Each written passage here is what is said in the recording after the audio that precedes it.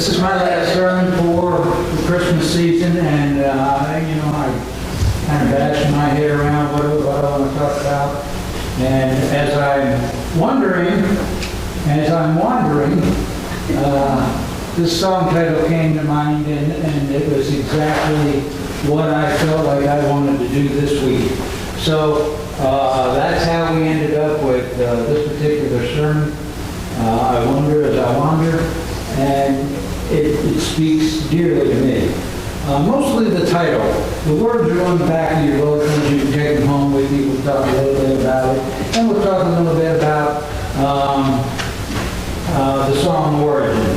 But mostly, I just want you to consider what it is you're thinking about this week as you wander through this Christmas week, full of glitz and glitter and hardly no peace whatsoever. Once there was a guy by the name of John Jacob Niles, and he was a singer and a composer, and for many years he wandered through the Appalachian Mountains. And his job essentially was to find the origins of folk songs. You might say that John was a pretty contemporary fellow, being born in 1892, but not dying until 1980. So he was around when we were around. One year on a cold December day in North Carolina, he was just sitting there watching people who lived in a poor community go about their day-to-day chores. And all of a sudden he hears the solitary voice of a little girl singing a song. It was a song that he'd never heard before. When she finished, he asked her about it, and all she could say was, "My mom taught me the song, and my grandmom taught my mom the song." And that's all they got out of her, except the title was, "I Wonder as I Wander." John wrote the words and melody in his little notebook, but they stuck with him for many years because he felt like the beautiful words were played into the joy and the wonderment of Christmas. And that's what he wanted to bring to people with the song. So he introduced the song to the world just before World War II. And it was an immediate success, an immediate sensation. And until his death in 1980, John searched for the author of this song, but never was able to find him or her. And for that reason, John concluded that the little girl was an angel sent from heaven to deliver the message of the wonderment of Christ's birth. The Bible gives us many, well, not many, but several really wonderful stories about the birth. And like any good story, there's aspects of the story that allow our minds to just take off and wander and wonder about these various things. And that is the sign of a really good story. So what I'm going to do today is I'm going to propose a particular verse and show you how I wonder as I wander through Christmas week. And the verse I picked was from John 1:14 through 18. So the Word became flesh and made his home among us. He was full of unfailing love and faithfulness. And we have seen his glory, the glory of the Father's one and only Son. John testified about him when he shouted in the crowd, this is the one I was talking about when I said, someone is coming after me who is far greater than I am, for he existed long before me. For the law was given through Moses, but God's unfailing love and faithfulness came through Jesus Christ. No one has ever seen God, but the unique one, who is God himself, is near to the Father's heart. He has revealed God to us.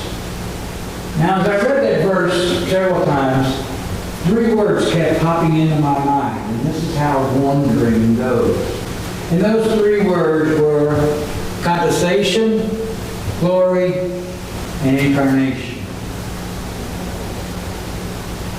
Let me tell you the meaning of condescension.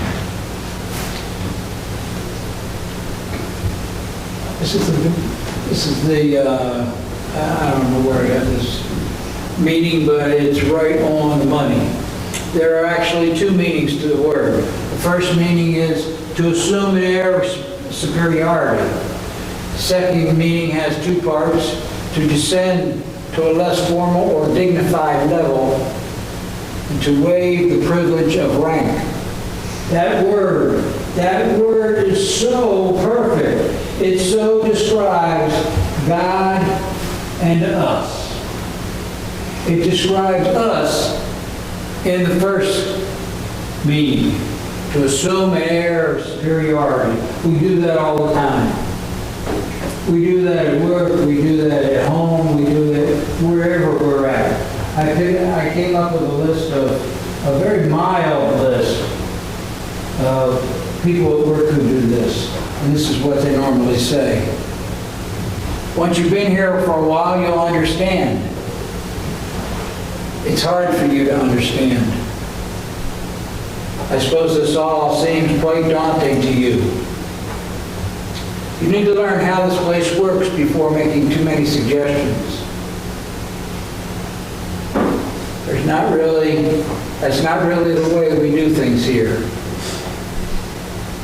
We're famous for and I told you those are really mild. The fact of the matter is, when it comes to condescending statements, we can get really crude, really nasty.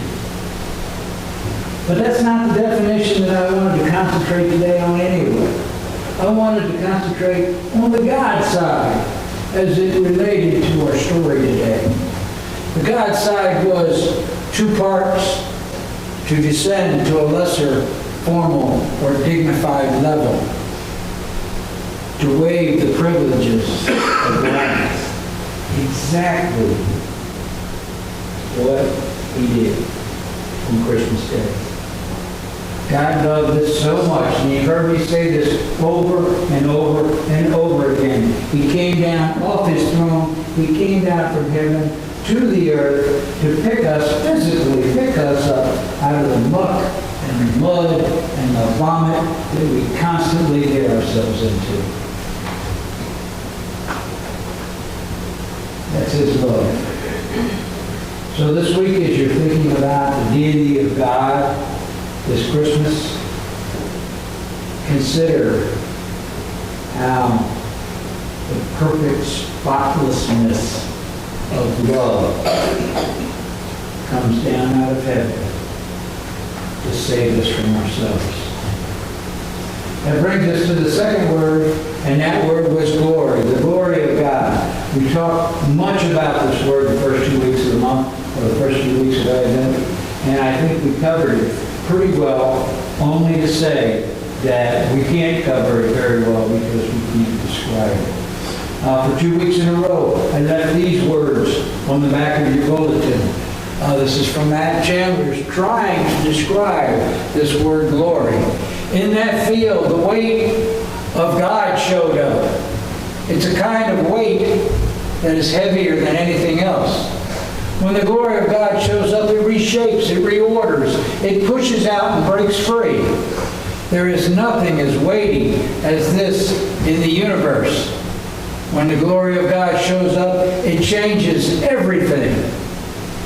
When you get a glimpse of the God of Christmas, things happen. This is probably the perfect word for this sermon today, because the word glory has so many aspects of it that we don't even have the human words to describe it. But what I thought I would do is I would take a shot at it.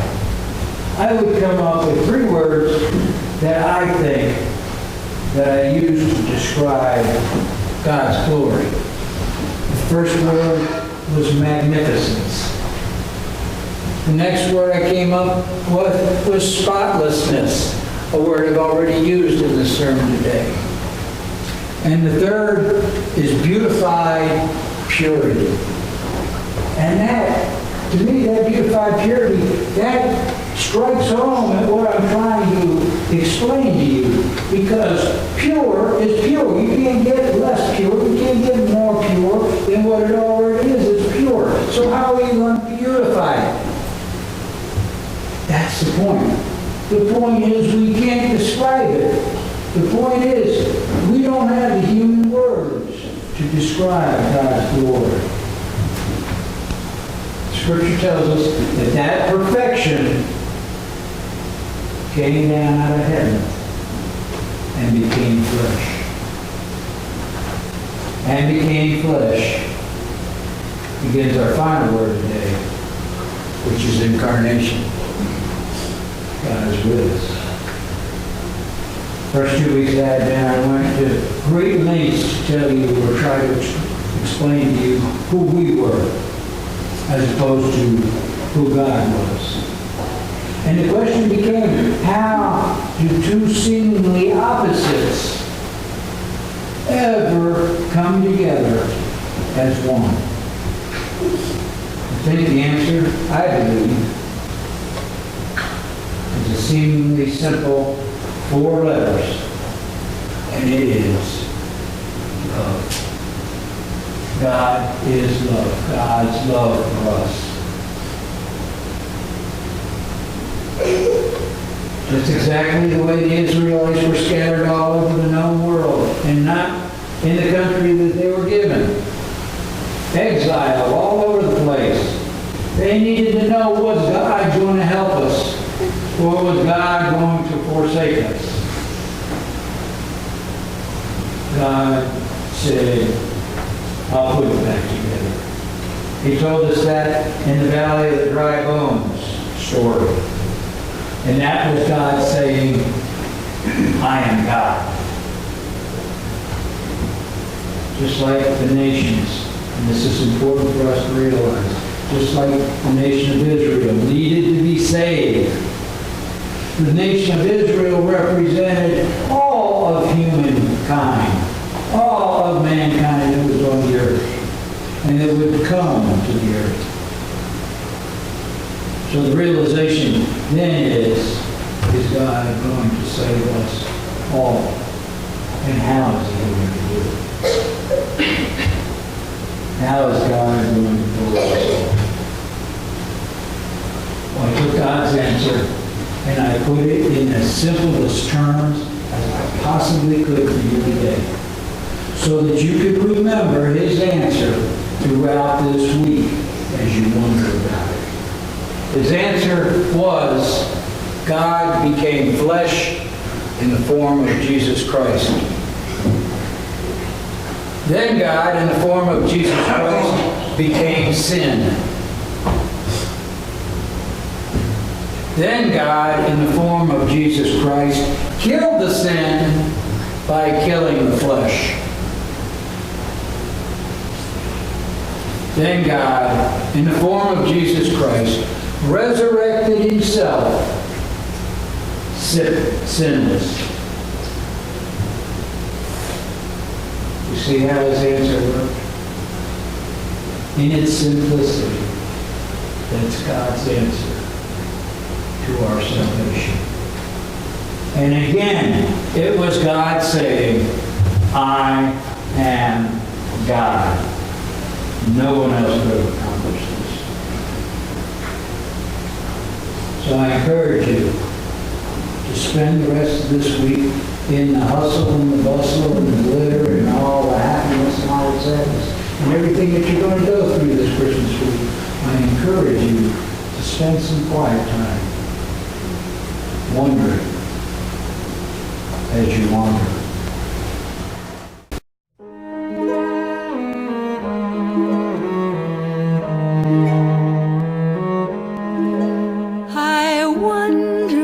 As I wander out under the sky, how Jesus the Savior did come for to die for poor unread people like you and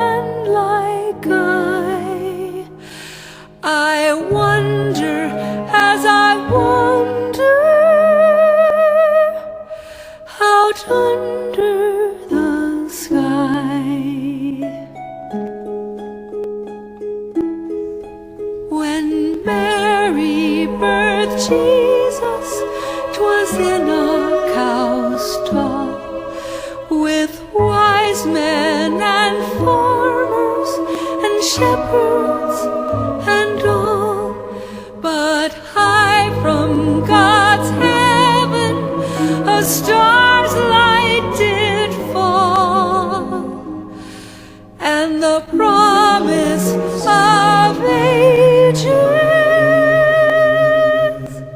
it then did recall.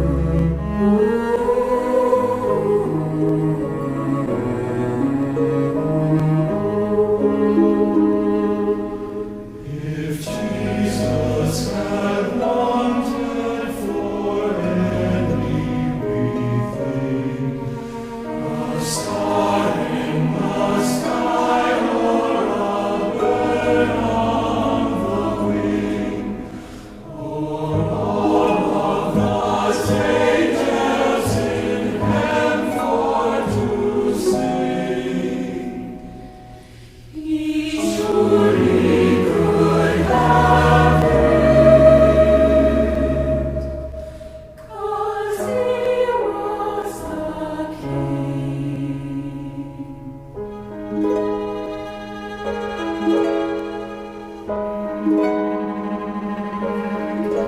I wonder, as I wander out under the sky, how Jesus the Savior did come for to die for poor ornery people like you and like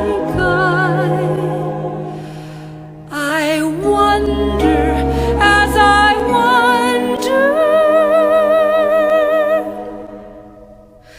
out under the sky.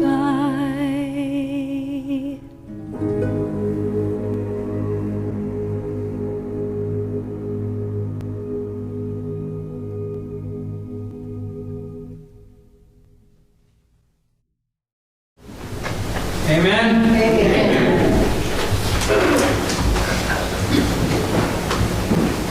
We'll sing this again on Tuesday night. And just to give you a taste of it, let's sing our authors of meeting hymn 113.